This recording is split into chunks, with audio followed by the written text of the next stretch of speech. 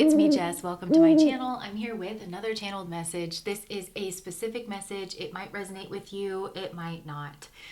Okay, so this message is so clearly coming off of the back of the last one that I just recorded, and that message probably will be the last one that's gone out on the channel. Sometimes things get shuffled around in the editing process, but it had to do with beauty standard. And in the last message, I was picking up on what I felt like were two people that shared a gender, and I felt that way because there was this underlying sense of comparison and competition that was coming from the fixated party onto the person that they had this fixation with.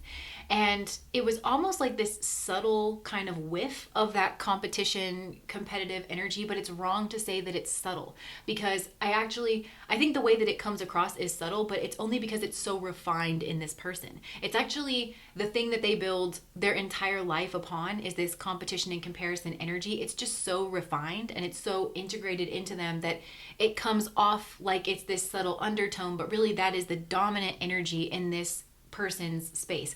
Now, this message is very similar to that, the energy that I'm picking up on. It's very similar, but it's coming from a masculine energy that is fixated on your energy, I feel. So, and I think for a lot of you, there could be a connection between this reading and the last reading. Of course, take that however it's resonating. So for some of you, this may well be a couple. And if it is a couple, I feel like her fixation really comes in from his fixation, because she can kind of sense and kind of tell that this masculine is fixated on you, or finds you beautiful, or she in her mind thinks that you're beautiful, so she thinks he must also find you beautiful. And I do think there's some kind of truth here to this, because I can see that this is a very again, interesting. You're just as well integrated as she is, but in your ethos, in your beauty, in your values, it's just very different. And yours is not centered on competition and comparison. You're very much your own person. And that comes through in your beauty. It comes through in your beauty standard and the way that you express yourself. And it's kind of like this equal match.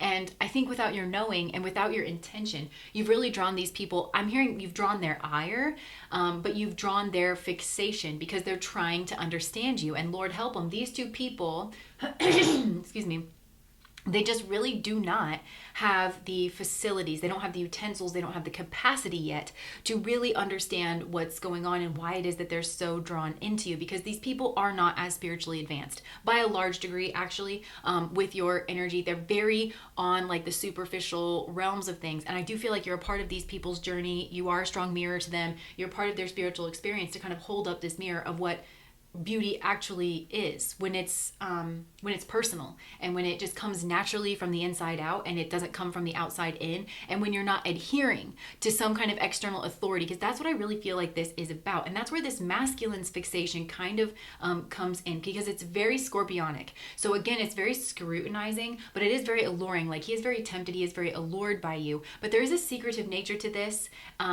And it's not for everybody, but I do feel like there's this quality of like, this masculine may already have someone that he feels like fits the beauty standards, and he wants this person to be seen on their arm and everything because they need to fit in the superficial realms of life. And they really are drawn to the superficial realms of life. Like, that is a real energy within both this masculine and this feminine. But he's so drawn into you and he wants to explore that. And I do feel like this masculine may seek to put out some kind of, or to develop some kind of schmegsual relationship with you. That's what he wants. And this does link back to control with the scorpionic things, because he wants to hide that, because he's in control of everything, or nobody really is in control of everything. This is probably another karmic lesson, but he wants to be in control of everything. So he wants to have his cake and eat it too. And he feels like he can do all of that, but he still needs to maintain his image, and his image is his values, and it is hers as well. Like, they do kind of have that. So I don't know if these two people would have an agreement, or I think she's jealous though. So I don't know that she would, even if she's saying okay, I don't think that she's okay with him pursuing something, so long as it doesn't taint their reputation or something. I don't think she is. I think she's in competition. I think she's in comparison, because she's trying to knock you. And these two people, it feels like they have this banter and it feels light. I think the conversation between them will be light most of the time. But the tennis match they knock your energy. They do. They kind of, but it's subtle. It's so subtle, because the superficiality of these two, the fixation with the worldly pursuits, it's just so integrated, and it's so dismissive almost, the way that they kind of treat your energy, but you are a heavyweight energy. And I just want to encourage you to stay in your power here. Now, for some of you, I feel like you could have had something with this masculine in the past. And because maybe this masculine decided that he wanted to pursue, like he always maybe has had these two sides of him, and maybe you met him when he was like at a younger time where it feels, I'm seeing a coin flip up in the air. It could have gone either way. Like he could have pursued this more superficial path, or he could have pursued like a different path for himself, something that did come more from the inside out. And I'm not saying that he doesn't have a soulmate connection or something here with this other person and these other people. I think he does. I think that he just, when he came into this life, it feels to me like he was teetering on, maybe I'm going to progress, or maybe I want something more, or maybe I'm going to evolve out of this. And if he evolved out of this, he was going to go with another pack of energies that he's soulmate with, and maybe that was a pack that you were a part of. But so it could be for some of you that you're from this masculine's past, and he's trying to like phoenix up out of that. They could even be trying to position like he's phoenixed up and out and away from you because he's made it now, and so now he doesn't have to settle for your ilk and your kind and your culture and your, you know, because he's made it now.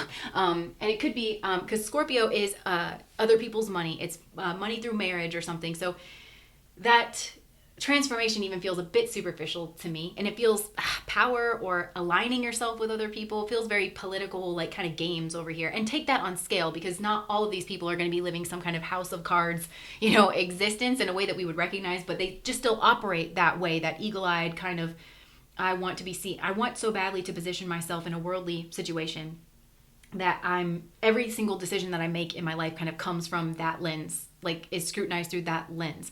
But some of you are not past lovers with this masculine energy, and you've just kind of popped up on the scene here, and this couple is intrigued. Either way, I do feel like they're teaching these people kind of a spiritual lesson. Now, if you are, I think, or if you were to be involved schmegully with this masculine, I feel like this would go kind of insidious, because he doesn't understand beauty.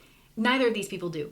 But like not real, not the essence, not the heart of beauty, which is why they're so intrigued with you. And he is so intrigued with you as well. And I do think that this conversation would teeter to like, why don't you just do this, or why don't you do that? He might, if this man has money, he might like give you money to go, why don't you go buy some outfits, or why don't you get this procedure done or that procedure done? Because he thinks that you're less than him. They both do. They both think that you're less than them because maybe you don't have this. They think it's because you don't have the resources or something, but you don't have the mind to, you don't have the same perspective that they do at all. And I will tell you this, there's this destructive quality to this masculine, this like, again, those scorpionic themes. I'm hearing a betrayal of being pulled in two directions. This is what's like coming out here. And I think it is coming out in the two types of people that he is being very drawn to on a schmegulal way, but he's embarrassed of being drawn to someone who isn't, it's coming across like who's not meeting a beauty standard, but this feels to me like very curated in their appearance in a certain kind of way that is adhering not just to the male gaze, but it feels like to some kind of upper echelon gaze, or some like adhering to a certain external gaze. He feels ashamed to be associated with someone who's not adhering to some kind of external gaze that he feels like is the authority on beauty and value in his women and in his life and in his partnerships. So it's deeply unfulfilling, I think, for both of these people. I think they feel hollow in their existence. I mean, they don't have anything else to talk about but you and your appearance. But yeah, and I think that, like, I want to say, just hold on to yourself. I just would maybe I feel like you need to protect yourself from these people, like in the sense of not being around them. I don't think you can protect yourself from the fixation of their gaze because they're preoccupied with you, both of them. But just to like protect your energy and your self-esteem, like your own concept of beauty, because this is a man who will ruin you. He will destroy the beauty in you by trying to make you like everyone else, and he won't understand that. And he's gonna, it's like a kind of control thing. And I'm flashing to there's this girl, like I saw her TikTok video once where she was talking about how she realized that she used to be deeply insecure in her past, and she had this boyfriend that was like obsessed with this certain like IG model or something. So she underwent so much plastic surgery to look exactly like this girl, and she racked up like quite a bill.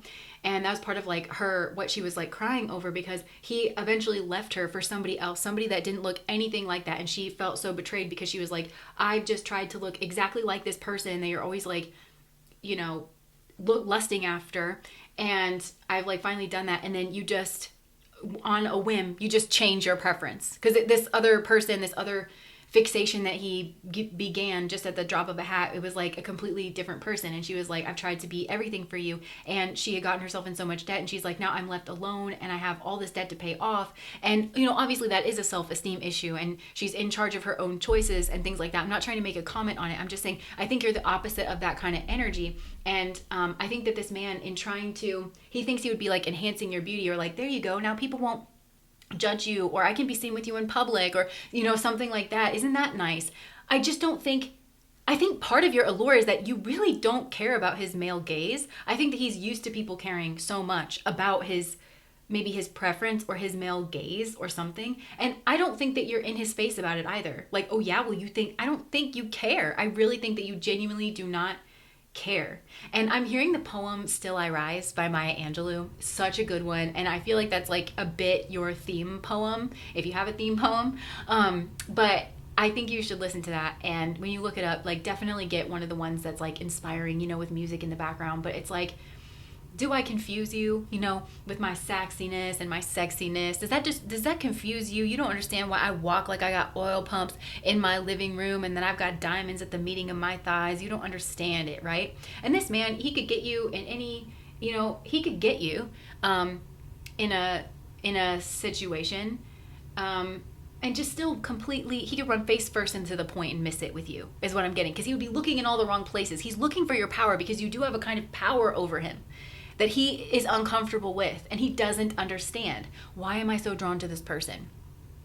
Because society has told me that this is beautiful, and I think that's beautiful too, and I've gone after all those things, but my brain sort of naturally thinks this other thing is beautiful, and it's a thing that I don't have control over, and it bothers him that he doesn't have control over it. So he lusts after you, but it's a lust that's like fueled by control and power. And this is a man who chases after those things. I think he's, this is kind of coming across very type A, because I think he tries to control his world and his existence, which is evident by his external appearance, but then he also tries to control his own desires and his own lusts and his own drive. And Scorpio is a sign that's notorious for being pulled in two different directions, like very, very strongly. But the lesson with Scorpio is they can go through a lot of traumatizing stuff, and they can also wreak a lot of havoc on other people because they can be so strategic, and they can feel like the snake in the grass for people because it's like they can be so integrated with their strategy. That is their personality, especially like Sun in Scorpio. That's somebody whose personality energy is in Scorpio. So there can be, I'm not saying with everyone, because again, Scorpio is pulled in two. They're the best of the best, they're the worst of the worst in a lot of ways. But there can be this overly integrated strategy with the personality and the way that it comes across. And so you could notice, it's like, I'm a Gemini, for instance. People say that Geminis are two-faced, and we can be. Low vibrational Gemini energy can be very two-faced in a way that's jarring, and there's not exactly, depending on what else is in the chart, there's not exactly the practiced nature as there is to a Scorpio, because Scorpio has that ambivalent energy pulled in two directions very strongly, but they do have that kind of strategy to hide the personality in order to position themselves well. And again, Scorpio rules over other people's money. So to get other people's money, it rules over money after marriage. So if they have money, they might inherit money, you know, with it being Scorpio, but also they could just become powerful themselves. That is true. The very tail end of Scorpio, it's known for like world domination kind of stuff. So they can really climb high, especially like Jesha kinds of people. But yeah, I think that there is, what was I saying? I just lost my train of thought. There's this well-integrated nature of positioning themselves maybe for a favorable marriage, but this would be marriage towards power and money, and maybe schmegs here as well. But it doesn't have to, they want to get all of those things. It's not necessarily in a singular, within the confines of that marriage. You know, they might find a situation that maybe suits them, or, you know what I'm saying? So I do think there's something like that, because he's bent on control, and so he might be very different with you. He's not integrated in his personality, because being strategic with the personality is not the same as integrating in the personality. And you might feel that he's got a very well-practiced routine here, where he feels, and he's the only one who wins in his life. And because, again, power and control. And he kind of has to use other people like pawns in order to function this way. This is a functioning dysfunction. So it works for him in his life, because he thinks, oh, people all think of me this certain way, and then I've got this kind of clandestine existence going on in the background. I keep the two very much separate. I'm very analytical in the kinds of people I get involved with and how I kind of set myself up in these situations. So nothing is ever going to like pop off. It's never going to, it's very anal retentive, to be honest. It's very type A, and you might not come across that way because, again, there's like a very practiced nature in the personality, but he's always thinking, he's always scheming, he's always striving. And there could be something very natural about your beauty as well, something windswept, something very casual about you. Untamed, like it just feels kind of untamed. You could also be, and take that however it resonates. I mean, you could just have like a very earthy, very natural kind of style. You also could be a person that doesn't think much about your appearance, but still has this very natural kind of beauty. Like I'm picturing a scientist with her hair up in like a half bun, and it's a little bit frizzed out, and she's like kind of chewing on a pin. And there's something that you do that this person finds incredibly like sensual or suggestive, but I can see that you're totally unaware of it. You are actually like focused on something that you're doing, and this person's like fetishizing something about you or something that you do, and it's because it is you. It's so like sensually you. And so again, he doesn't understand it. This is a natural sort of drive towards him. And again, I think he feels this goes very deep for this masculine. In the same way in that last reading for the feminine that was fixated on you, again, if there's a connection between the two, she needed to understand that the thinking isn't very deep on her end when it comes to it. That fixating energy, it's not moving the energy. It's not processing. It's not contemplating. This is a very superficial ruminating. I'm not connecting this to the deeper concepts. I'm not asking myself, I'm not doing the shadow work within me. You know, what does this say about me? And then fixing it there. And I'm not connecting it to the fact that people's beauty and their self-expression really goes very deep in terms of what's important to them and what they think human life is all about, and how that comes across in their garb and their makeup and their hair, you know, all of that stuff. It's the same thing here with this masculine, where he doesn't understand that as well. He doesn't have an appreciation for people who have that, and he might not have even seen this encapsulated in people before, or like not to the degree. There really is this kind of like, again, fixation on your energy. I just heard smell, like some kind of whiff of you, but this could be a natural smell that you have or something. I don't know. It just feels like he's supposed to be a certain way, and his society and his culture expects him to be a certain way. But then there's you, and you are like his heart and his natural way. And that goes, again, to the scorpionic nature of possibly this pair. They could overlap in Jusha, but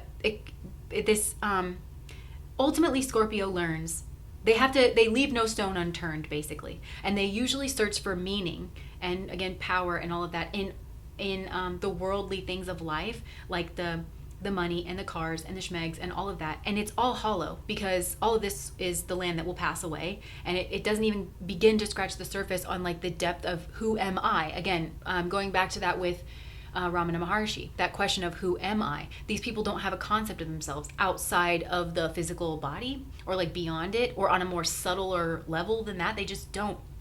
So when somebody does, I think they find that very intoxicating, because it's calling them onto their own journey to find that within themselves.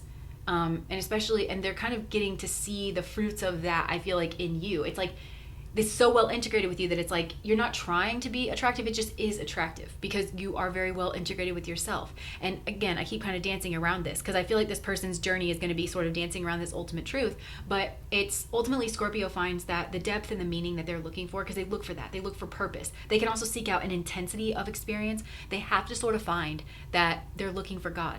They're looking for spirituality. They're looking for depth. Scorpio is deep water. But a lot of times they have to go into, again, the scorpionic realms, betrayal, the traumas that they have but they're scared to. So a Scorpio is not thought of as naturally being superficial. They're thought of being one of the deeper signs because it's a water sign, it's deeply emotional, and it's that deep water. Well, if you're too scared to get in the pool, then you use that strategic mind to keep you very succinctly out of the water. And I'm seeing this, and this reminds me of another reading that came out where I was seeing somebody in a well, and they were just like screaming, like they were trying to keep their, the walls were all slippery and covered in moss, and they were like perched up where they were trying not to feel the water, and they're like, no, and they're like screaming. And now I'm seeing this with this masculine, but it kind of looks like he's just running around like the top of the lid, and he's just freaking out that he's in this deep water. He doesn't want to go into the deep water of his own existence. It's uncomfortable for him, and he feels out of control. And, if this man wants an intense experience, that's what's weird. He wants an intense experience that he feels in control of. So I don't know how that would, it's like BDSM, or again, schmegs, or I'm hearing schmegs like workers potentially, because he has like the control in that, or he feels he does. And so if he wants an intensity of an experience, there it is right there. And it's kind of, he needs to dance with life a little bit. That's the one thing he refuses to do. I think this man thinks he's lived a full life because he's had certain experiences. All of them are controlled. And so he hasn't actually, this man hasn't met life, is what I'm getting. MetLife might be relevant. Oh, insurance, right? MetLife insurance.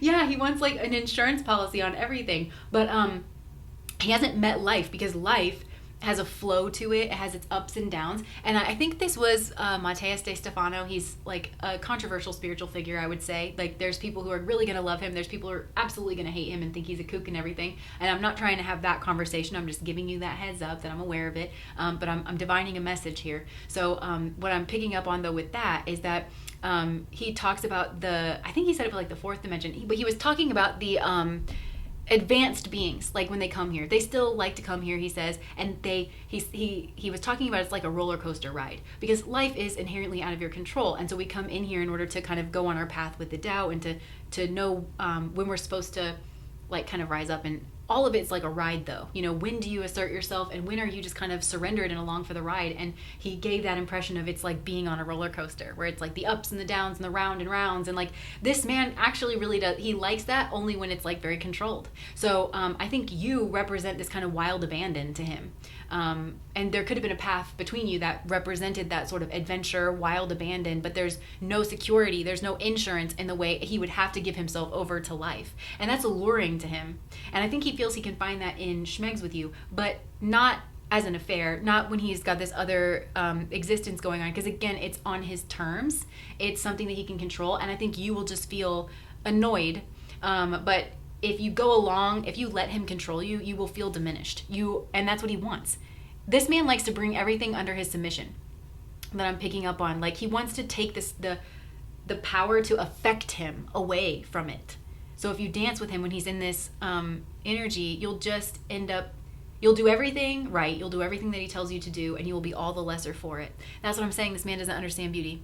He might well be bored in his life, and he doesn't understand that because he got everything that he ever wanted.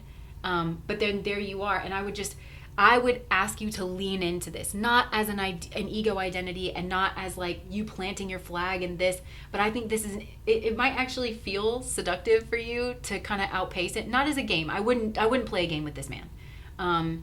It won't be fun. He's not a fun person to play a game with. Even if he comes across easy and casual, which I think some of these people do, he's actually very dangerous. He doesn't like being outdone. You know, but I think for you, I think it will be fulfilling and fun for you. It's that wild abandon that you are experiencing and kind of constantly dancing, for you to be like, I'm going with the flow of my life, and I'm not being curated, and I'm not like it feels like that is what's potent and powerful for you. And that is the secret here. That is like the thing that makes you so juicy, and it makes you come alive in your energy. That's the thing. So don't you for a second think that it's your eyes or your lips or your teeth or your tits or your ass or whatever. It's not coming from that with you. It's coming from a different place. I'm not saying that you're not beautiful in those areas, and I just wouldn't listen to this man's opinion, or this woman that he might be attached to, and the society they come from. I just wouldn't listen to them, because it is the path to ruin. And if you listen to that, it's like everybody here, it's like, I think everybody involved here is like so much lesser for this, for having participated in this and shaving down their rough edges and trying to comb back their wild fur. You know what I'm saying? It's and I think there's a balance. I think in all life there is a balance. There's that part to be curated, take your baths and brush your hair and stuff. But there's also it's important to make the place to be in true wild abandon, and to trust yourself and to express yourself. And there's something dangerous about it. There's something wild about it. There's something alive about it, and they can't put their finger on it. And it's up to them to figure this out. I wouldn't rescue these people. They want you to explain. They might ask you very critical questions. It's because they're struggling to comprehend you. But the comprehension is in watching you. It's in the relationship. You can't put it into words. These are people that want everything to be contained in words. They want everything to make sense to them, and they feel like you owe it to them to make sense to them. And because if something makes sense to them, these people, their next step is to control it. That's what it is. And you don't make sense to these people, and that's what escapes them. And you don't owe it to anyone to make sense to them. And you don't need to throw over your concept of beauty and your sense of adventure and your way of living life and your standards, which he may not meet. okay? And she may not meet in terms of being in your life. Like, even, I think there's definitely a schmegsual interest here, but even if, I just don't think you're interested, or if you were interested, it's because this man had curated his personality towards you in a certain way, but I think you're seeing past that. So it's like, these people may be surprised that you don't want them around you because you don't want them to ruin you, or your I just don't know that you like this energy, and not in a way that's like rude. It's just not for you. You don't, it's not what you like in a mate, and maybe schmegsually as well, and it also may not be. And if you were to try to explain this to these people, he'd be like, well, what do you mean? And like, you know, then he's gonna be very strategic with his personality and his self-expression to try to be that, but it's in this very hyper curated way, and I think she as well. But these people need to cope with this. They need to cope with the fact that there are people that are different than them. There are spheres of life that operate in it differently than the sphere that they're trying to get in. But like I said, because these people think that they try to understand things. They try to reduce things down. That's what they do. They're reducers, these people. They don't think of themselves that way. But they reduce things down to, you know how they say the whole is greater than the sum of its parts? That's you, baby. You just represent that so hard that the whole of you is greater than the sum of your parts, because you've come alive within your spirit. It's actually what we're here to do, I think. And you've done that in a big way. And these people are doing the exact opposite. They try to reduce everything down. They try to look at something that is greater than the sum of its parts, and they try to deny it that fullness and that impressive quality to it. And they want to just say, no, this is the sum of its parts. It reminds me of, in psychology, we learned about this period in human history, pretty modern, where people thought that animals were robots. And they were so convinced about that because they were seeing animal instincts, this kind of like way that certain species of animals always responded to the same stimuli, you know, like cats pouncing on something. And they would notice that they did that with such regularity that they thought, after the Industrial Revolution, when we were digging into machines, they thought that, well, they must be machines. We figured it out. And actually, we went through a very brutal time in human history. I mean, what else is new? Where they were cutting open animals to try to find the machine parts. And they couldn't figure out how the machine worked, and they just thought that they we're missing something because this is definitely a machine. We just don't understand how it works. That's how these people look at other people. And so they interact with it, again, in a very brutal, very Middle Ages kind of way. So I think these people, it's weird because they think that they're very refined, but they're brutal and they're very reductive. And they actually miss quite a lot, and a lot goes over their head. But there's like a refinement these people think that they have because they access. I just heard access because their schemes have given them access, and they're schemy. Even if these people, I'm not saying that their business practices are not above board or something, but they're schemy kind of people, you know? And I think I'm hearing they need to look in the mirror about that, because I think both of these people feel controlled or lured in by the other person.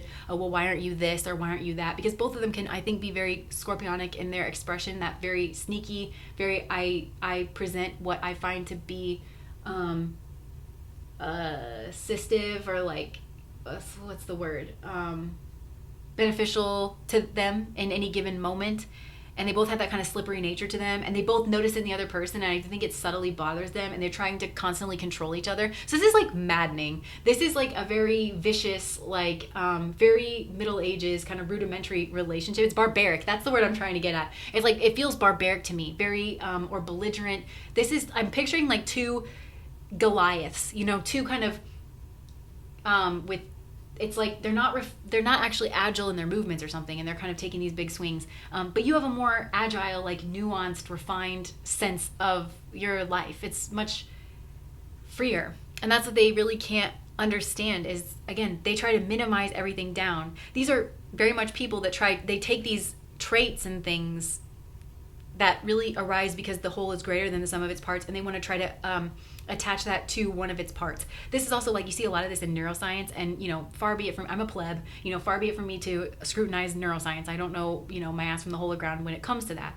But they try to take these human expressions and then localize it to a very specific part of the brain. That's like the goal of neuroscience. And we don't know if that's going to be the way that we know very little about the brain. We've mapped very little about the brain overall. But that's like these kind of people. They try to localize it to a physical component or to a physical trait or something. They have no concept of the sum, not in a real way. They have no real concept of the sum being greater than the whole of its parts. And so it will always elude them. And you're not trying to elude them, and you're not trying to play a little game. I think these people, because they're controlling and they like to control their reality, I think these people blame you, or they think that you're being controlling, when really you're just dancing with yourself. You're dancing with life. You do kind of represent the chaos sides of life, where it's like chaos and order is very much that like masculine kind of quality side of things, of I want to try to everything, all my ducks in a row and bring things into order. Well, you're not really like that. And I think maybe some of you have had to realize that about yourself, or you've had to nurture that in yourself, because just through you leaning into your values over time, like having the courage to back your values with your expression and with your actions over time. I think this has been like, and you might not realize that you're seen in this light. And I think these people are serving as a mirror to you, because you don't see the sexiness, the iconic. I feel like you're iconic, or you have that potential. Like if you were famous, you don't fit in. You would be like the Rachel. Remember when everybody got the Rachel, the haircut? It's like that was a new thing. You're the person that sort of dances with yourself and takes risks, and and then everybody kind of starts mimicking you. It's a different kind of thing, and you're not trying to do it. It just sort of like feels like it naturally comes through you. And again, it's forever going to elude these people. Well, maybe not forever, but because they just have such a different approach. And I think they think you're controlling, or they think that they are trying to figure out, this masculine in particular, both of them really, they're trying to figure out your secret, because they think it boils down to this like one thing. They think if they reduce you down enough, if they look around enough, they were going to find something very small, something very specific that they haven't accounted for and that they haven't come across yet, and that's going to explain everything. And it's absolutely not that. It's ephemeral. It's the whole is greater than the sum of its parts. And again, this is just a side of life. These people they don't even know how to begin interacting with that, because that's the feminine side. You have to learn how to relate, which requires a certain amount of curiosity, genuine curiosity, not a curiosity because you have an agenda, like just an open curiosity for its own sake. It requires a certain openness. These people are very uncomfortable being out of control. I think they feel very out of control in your energy, or they look to you and they think you're out of control, but you're not. Or they can't. You also might be a person that like crosses boundaries or barriers, and they're like, they want you to stay in your lane. They want you to pick a lane and stay in it, because it's like, why aren't you a scientist and just a scientist? Why are you a scientist and an artist? Why can't, like, I don't understand that. And again, they're meant to try to understand it, but these people need to get curious about themselves and about the universe and the mysteries of life, instead of preoccupying and fixating on your energy. They're completely lost in it. They're lost in the sauce. And if you tangle with these people, you have a potential for being hurt. You have a very strong philosophy. Like, I also don't think you give these people's energy, like, you're not deferential in some kind of way. I'm not trying to be rude, but I don't think you respect them in some kind of way. Like, you see their approach and you see it for what it is, and you're not confused by them. You find it to be restrictive, or you find it to just be too limiting. Like, it doesn't account for so many things, and you see the limitations of that way of being, and so you're just not preoccupied with it. You don't have the same fascination with this couple that maybe a lot of people do, and but other people's fascination, it's only people in their remit. This is very much like the hierarchical people. I used to read a lot about these kind of people, where if everybody has to be the same way, and if everybody has to go after the same things, then we can form hierarchical structures, and then it just becomes about power and domination, and it becomes about relationships and all the stuff that they practice over here, and that's what they like. That's their comfort zone. So it's people kind of in their comfort zone, even if I think a lot of them are people like they just don't have as much as these people, but they still have kind of that same worldview, and they want to be in control. They're just not. And maybe these people put you in that category where they thought, oh, you have less than us, but really you have more than them. It's just not in a way that they can relate to or understand. But they try to put you in this category that is incorrect, that you were lusting after what they had, or that you viewed yourself as inadequate or lacking, and you just want something entirely different. It just feels like you're very different people. You want very different things. And you know that what you want isn't on offer over here. I really don't think that you're interested in this man. And she might think that you are. And I just think that he does not embody your version of masculinity, or your version of humanity, or your version of attractiveness even. And even if you might be attracted to what he like his strength, an apparent strength that you think he has, I would think twice, because I don't know where it comes from. There's attachment energy here where he kind of schmoozes and weasels and in some way in his life to get to social climb. And in a way, it's, I just don't think you really like that.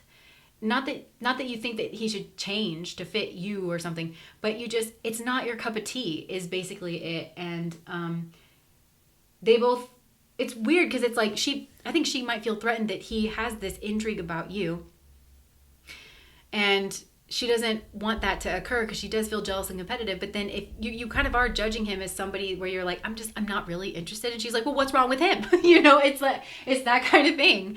And you're like, nothing is wrong with either of you. You're both very attractive. You've got a lot going for you.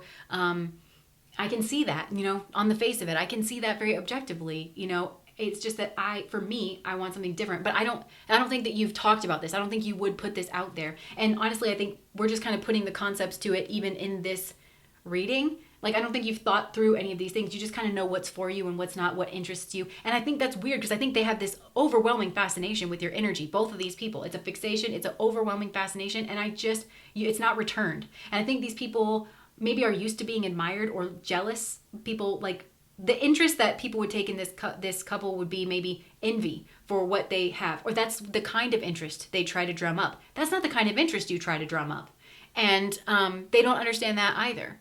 You are really dancing with yourself. You want to have a mutual interest with people, something that fascinates. I'm hearing something from an NF song. It's like, I'm not in the mood yet to meet another stranger and talk about a bunch of things that I don't feel amazed with. It's like it's a different kind of attention. It's a shared intention. Also, you're a very good volley with attention. These people try to hold on to attention and they want people's eyes on them only in a good way. And a good way means they like to be seen as superior because they like the feeling that people are beneath them. You don't have that quality. And even if somebody had less than you in one arena, I just don't think that you're the kind of person that would say that they're less than you. These people would give lip service to that, but they feel smug in their energy. You don't have that same thing. Like, where your strengths are. I'm not saying that you're dense, but you kind of know that, like, okay, I'll be strong in one area for certain times maybe in my life. Maybe there's times in my life I have more money or more success, and there's times that I have less. That doesn't, you kind of, again, you're very good at dancing with life. But even if you meet somebody that it's like, okay, in this arena I have more than you, you know that this person in another arena has more than you, because we all have our strengths and weaknesses and our interests and talents. And you don't think that everyone should have to meet a certain threshold to be seen on the level in one arena, and that these people kind of have some kind of qualifying arena, and I do think it's probably money, or it's like attractiveness. It's scorpionic realms, like what people want in order to gain power, but it's codependent and it's outside of you. It's the opposite path to spirituality, and these people might even give an appearance of spirituality, whatever their chosen path is, but it's not lived from the inside out.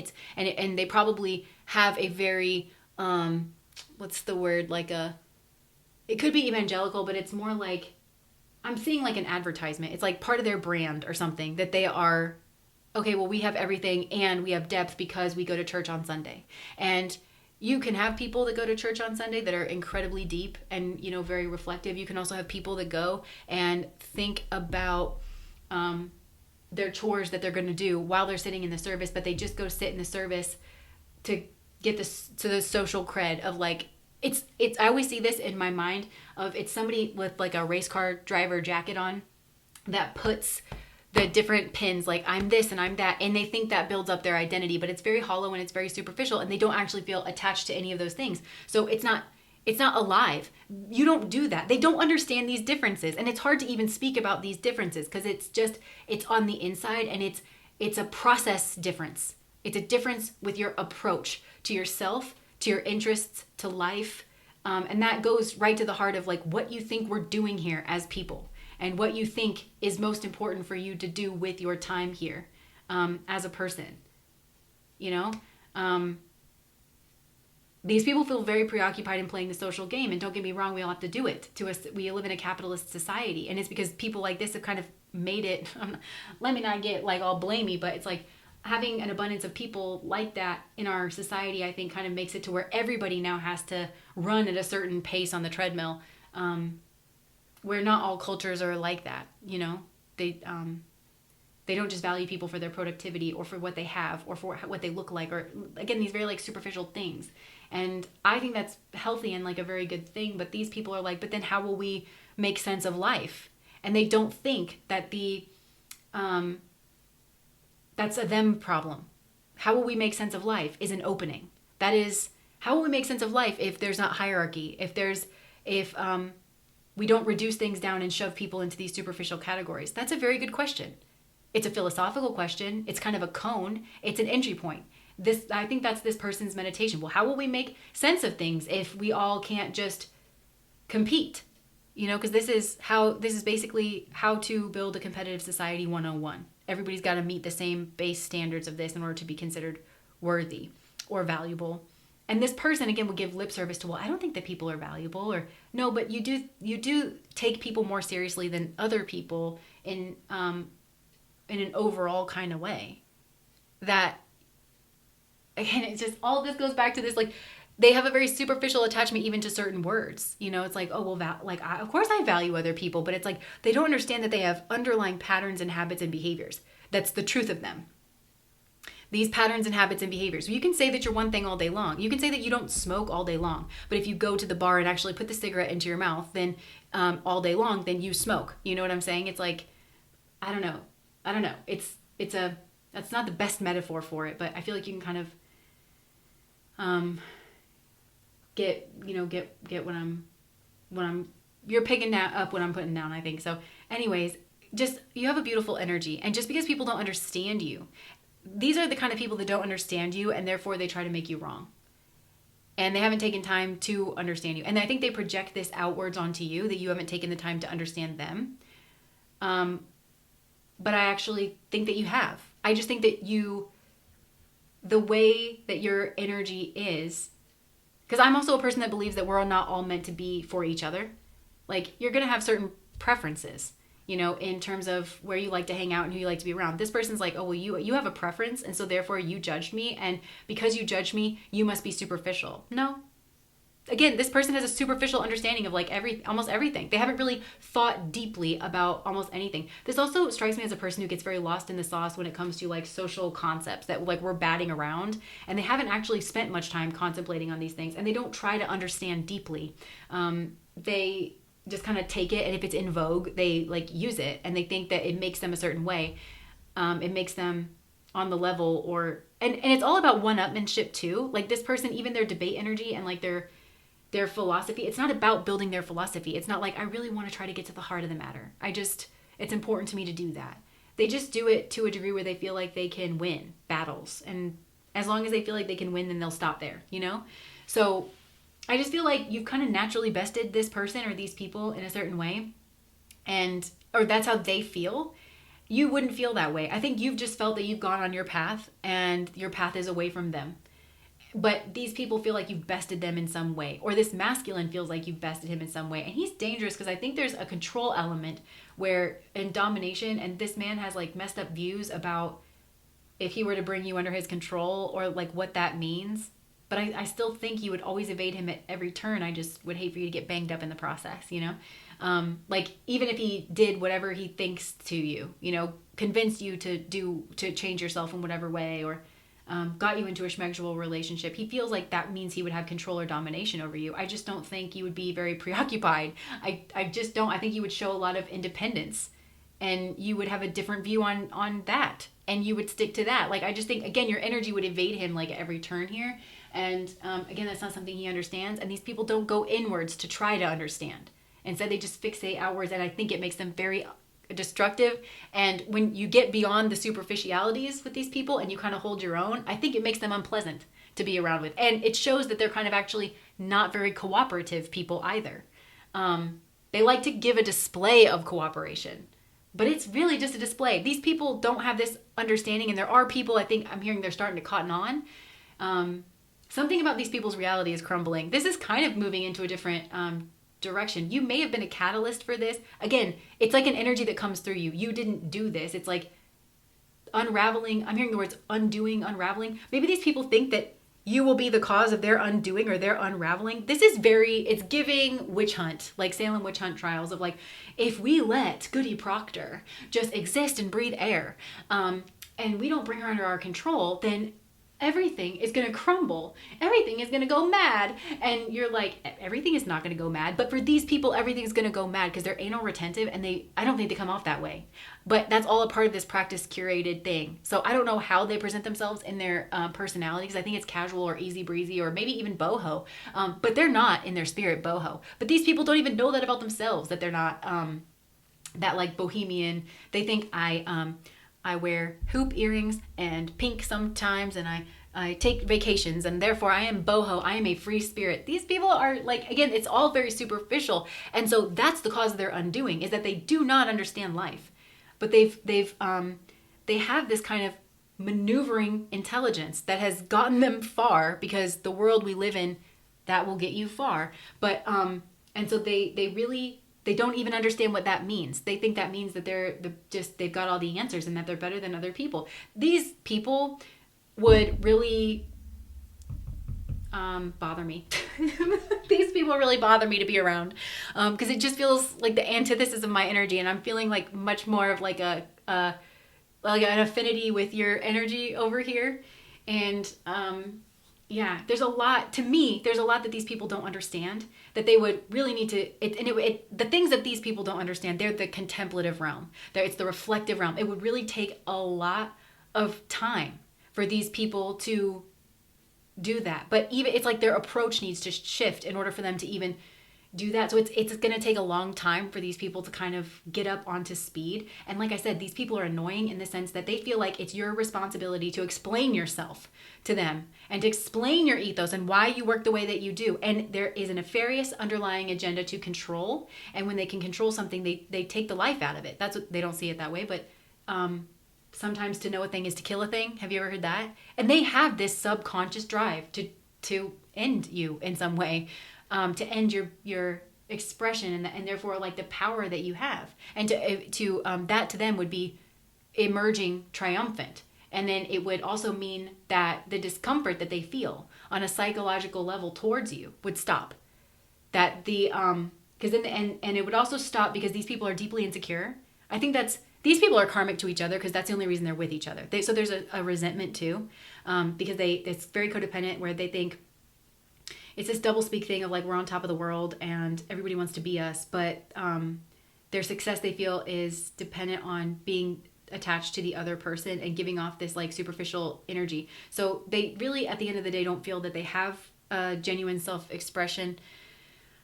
I don't know how they relate to that. And then they kind of blame the other person, because yeah, they both of these people try to control their external reality, and they're in each other's external reality. But yeah, so these people, they're just very controlling, and they want the psychological discomfort that they feel in regards of your energy to cease. And so they're desperate almost to find answers about why you are the way that you are and where your power comes from. But it's ephemeral. And this is a longer journey, and it's not at all in the arenas that these people are looking for, which is the key to this. This is introducing them to a whole other side of life, a whole other realm. And they don't get it. So they're beating their head against the wall by using the same old things. This is very square peg, round hole. And Spirit's like, maybe you'd like to try putting a round peg in a round hole, or a square peg in a square hole. Maybe but they would have to stop. They would have to pause. They'd have to reflect. They don't want to do that. These people are very pushy towards your energy. But I think this is being revealed about these people, like whatever casual persona they've cultivated for themselves, I think is crumbling. I think other people are starting to see that this is they're actually very type A, they're anal retentive, they're very controlling, and they are very oppositional. And so I think these people also get very confused about the mirrors that other people hold up to them, because they have a version of themselves that they would like to be and come across as. And they're very, very heavily curated in their energy. And they believe they're bullshit more than most other people, is what I'm hearing. So in their mind, they're like, well, I'm a this person and I'm a that person. And again, it's that from that very superficial perspective. It's the race car jacket with, because I'm the PTA every week and I'm bowling league captain and I'm this and I'm that. So of course that means that I have this trait and that trait and that trait. And I don't understand when you reflect back at me that I'm actually not embodying those traits in reality. I would much rather stay in my delusion that because I have this superficial thing and I've shoved myself into a black and white category, that it means that my energy is this way when it's not. So these people are very young, I think, in their journey, their spiritual journey. And they would hate that. And they're very much at war with that because they think they have all the answers, these two. And they're just not curious at all. They, I think, may have some kind of way of... It's not true wisdom. It's not true knowledge that they have. I think they are smart people, and I think they know certain things, but it's like they cheap out on those things, or they kind of prostitute those things in some way. But it's all a part of the brand. These people are all a part of the brand, and so you evade that. You just naturally evade that. I don't think you have a brand. It's like, I think you have a natural brand, but it's like not one that you curated. It just sort of comes naturally out of you. I think you may have a very distinct energy and people associate you with certain distinct traits, but it's like you're not trying to do that. And it might rub these people the wrong way because it might be exactly how they're trying to be seen in the world. And you've just naturally sort of done that. So Spirit is trying to maybe even give these people a lesson. Like, this is what you think you are. This is what it actually is. So why don't you assess why you're not seen that way? That's what bothers these people the most. Why they're not seen that way. Well, that just says a lot, doesn't it? Because that would never be your big thing. It's like, why don't I feel a certain way? Or like, what is the reality of who I am? Let me start there. These people haven't even started there. So they don't have a concept of who they are. It's just, why am I not seen that way? This is very advertising. This is very like, they run their lives like a corporation would run its advertising. It's like, how do we sell more product, kind of thing, instead of what am I? And how do I bring that forth into the world? I think you're just very natural with that. And you accomplish things that these people want to accomplish, but their approach to accomplishing it, they think that they've got to be much more controlled or curated than you are. So this has been a long reading, and it just keeps going and going and going. These people are experiencing some kind of tower moment. It has to do with your energy. It's like while their towers are crumbling and falling, they're looking out at your energy. And I'm just seeing you dancing around. Like, I'm seeing you in like beautiful flowy clothes, just with a smile on your face, like dancing around. And these people are like, oh my gosh, like, she's doing this to us. But it's just because they're fixated on you. They take no personal responsibility for the fact that this tower, whatever, and it's multiple towers, I think. These towers that they've built that have crumbled and fallen, that are crumbling and falling, these towers took a long time to build. They built these towers of their own two hands. And these two people were building their own precarious towers before they met each other and decided to team up because they saw that kindred spirit. But there's no light shed here. There's no personal responsibility. They just look out and see you at this current juncture of your life. Again, very superficial. They don't have this understanding of like, things do not just exist in a vacuum. They don't just pop up randomly out of nowhere. Like, there is a train of thought. There is an onion that you can peel back and back and back. But if they acknowledge that, I just get the sense that these people would have to start pulling their own onion back and back. And I think both of these people are very terrified of that. And I think they hide from themselves, and I think they hide from life and God behind the skirts of the other one. That's what I think is going on here. And you reveal that. So it makes them feel incredibly unsafe. And it's almost like you threaten, you're not doing this on purpose, but it's just the very existence of you threatens their egos, both of them. They have very strong ego identities that they both built up and agreed. They've had this quiet collusion that I will prop up your false ego and I will not expect you to look beneath the surface.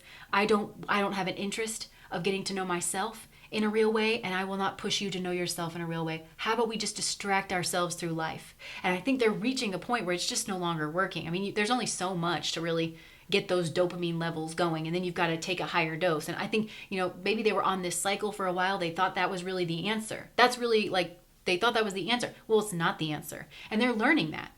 And they're learning it the hard way, and they've really invested in something here. Like, they threw their weight into a certain perspective and into a certain ethos. And it has not come up trumps for them because it is not truth. And they just don't want to admit that they were wrong, because these people have egos, and their egos is we are superior in some way, and we have all of the answers in some way, and they just don't. They just don't. And you couldn't tell these people that they don't any clearer than life is telling them that now. And they see so that you have some answers that they want. And they're resentful about that, because they think, they look up from their tower that's higher than you now, but it's crumbling. It's like, I'm literally seeing these people like looking down on you from up in their tower, but their tower is just like sinking, and there's billows of smoke like coming off the bottom of it, and they're just glaring at you like resentfully, and they think that's how out of touch these people are. They think you're responsible for their towers crumbling. And you have nothing to do with it. It's just because they're looking at you and you're happy. And you seem to have some of the answers that they want, and they think less of you than that doesn't sit right with them. That you should have things that they want. That doesn't sit right with them. Nobody asked them. You didn't ask their permission. These people are egocentric. So anyways, I'm going to leave that there. If that resonates with you, please like, comment, and subscribe to my channel. Bye, guys.